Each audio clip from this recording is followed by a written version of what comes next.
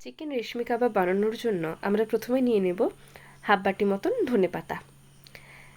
Half বাটি ধনেপাতা আমরা মিক্সিতে দিয়ে নেব। এরপরে আমরা পুদিনা পাতা নিয়ে নেব। আমরা এখানে 8 থেকে 9টা মতো পুদিনা পাতা নিয়েছি। এরপরে আমরা নেব লঙ্কা, স্বাদ মতন যে যেমন ঝাল খাই সে অনুযায়ী লঙ্কা দেব আমরা। তারপরে আমরা দিয়ে নেব লবণ। আমরা পরিমাণ মতন লবণ দিয়ে নিলাম। এখানে আমরা 3 চামচ মতন লবণ ব্যবহার করেছি। এরপরে আমরা লেবু দিয়ে নেব।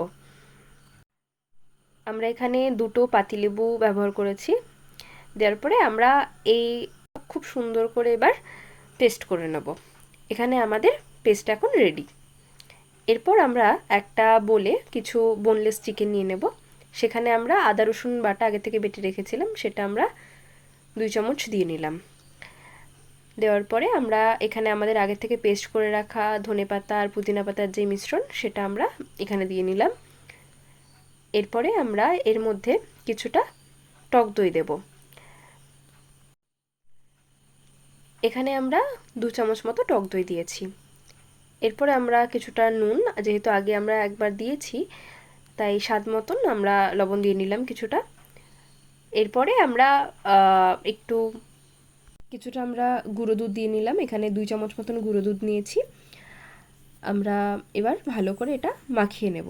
তার মধ্যে আমরা এর মধ্যে কিছুটা চিনি দেব, যেটা খুব কম অল্প পরিমাণ মতন যারা চিনি খায় দিতে পারে, না চাইলে নাও দিতে পারে। এখানে আমরা জাস্ট অল্প একটু পরিমাণ চিনি দিয়ে নিয়েছি।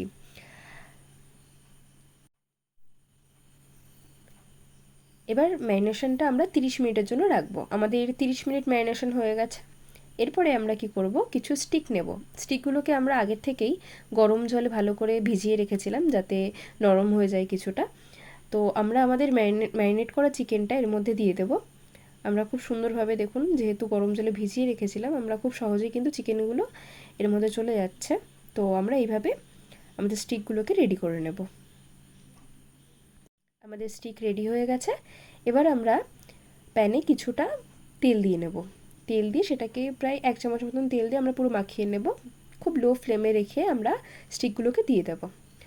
আমরা এক এক করে স্টিকগুলো দিয়ে নিয়েছি। এটা কিন্তু পুরোটাই অনেকটা কম হিটে হবে, লো ফ্লেমে দিয়ে নিয়েছি। আর ওপর থেকে আমরা একটু তেল ছড়িয়ে নিয়েছি যাতে স্টিকগুলোর চিকেনগুলো একে অপরের সাথে গায়ে না লেগে যায়।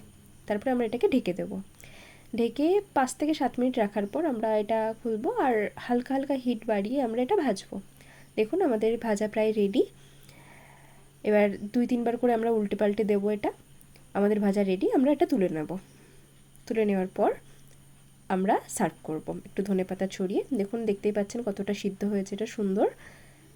আমাদের খাওয়ার জন্য কিন্তু খুব সুন্দরভাবে রেডি হয়ে গেছে আমাদের রেশমি কাবাব।